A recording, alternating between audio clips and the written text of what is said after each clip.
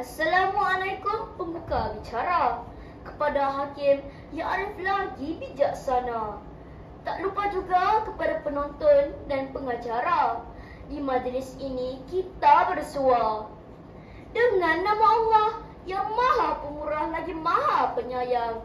Assalamualaikum, salam sejahtera dan salam Malaysia Madani.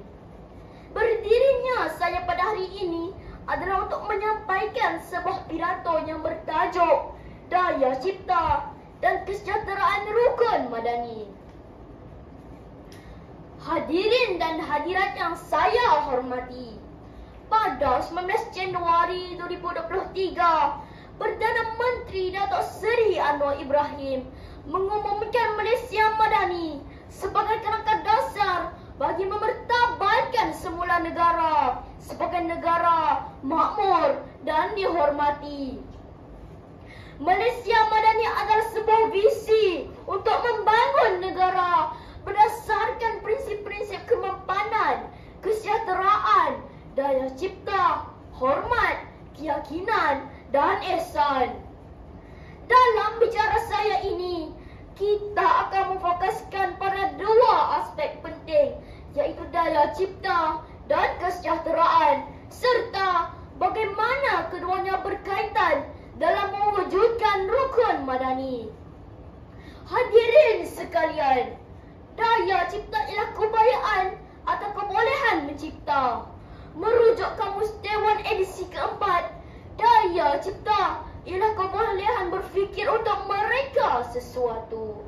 Dalam konteks Malaysia Madani, daya cipta merujuk kepada kebolehan dan semangat untuk mencipta, berinovasi dan menghasilkan idea-idea baru yang boleh memacu kemajuan negara.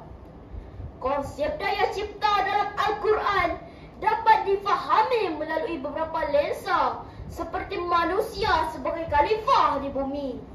Surah Al-Baqarah ayat 30. Ingatlah ketika Tuhanmu berfirman kepada para malaikat, sesungguhnya aku nak menjadikan seorang khalifah di muka bumi. Ayat ini menempatkan manusia sebagai khalifah Allah di bumi.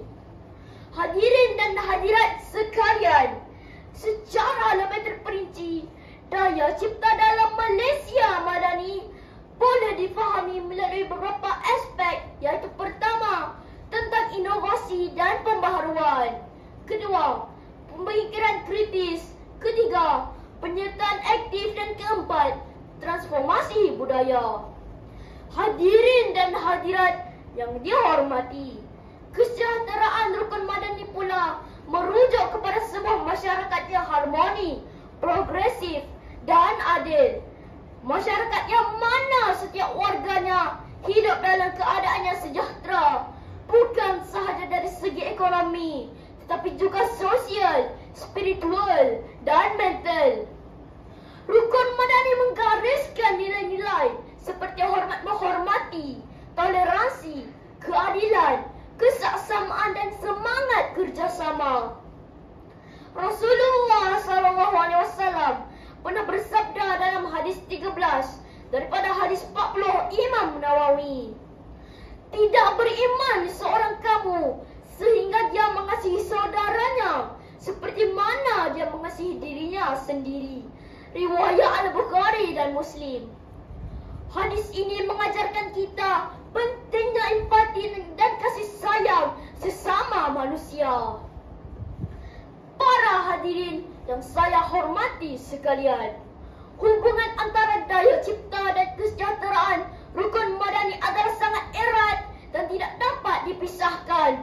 Bayangkan, inovasi dalam bidang pendidikan akan melahirkan generasi yang lebih berilmu dan berkemahiran. Manakala inovasi dalam bidang perbuatan akan meningkatkan kualiti kesihatan dan jangka hayat. Hadirin yang dihormati, bagaimana kita dapat memupuk daya cipta dan merealisasikan kesejahteraan rukun madani? Pertama, pendidikan yang berteraskan daya cipta. Kedua, memupuk budaya inovasi. Ketiga, mengukuhkan nilai-nilai Keempat, sokongan daripada pihak kerajaan dan swasta. Hadirin sekalian, marilah kita bersama-sama menyedari kepentingan daya cipta sebagai pemacu utama dalam kesejahteraan rukun madani. Marilah kita bekerjasama dari peringkat individu, keluarga, komuniti sehinggalah ke peringkat negara untuk memupuk budaya inovasi dan memperkokohkan nilai-nilai yang menjadi tiang seri rukun madani.